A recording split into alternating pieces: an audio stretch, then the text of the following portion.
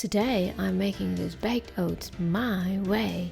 This cranberry pecan baked oats makes for a perfect breakfast option.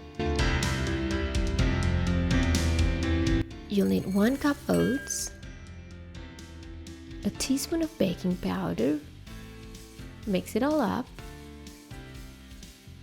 a tablespoon of cacao powder, mix,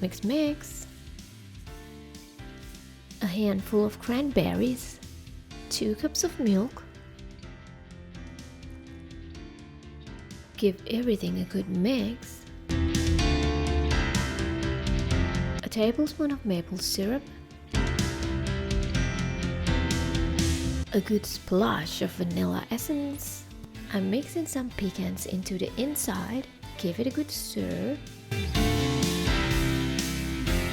And I heap up the rest of it over the top.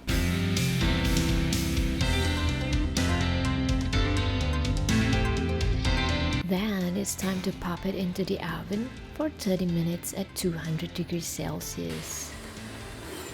Yum! It's ready for the tummy.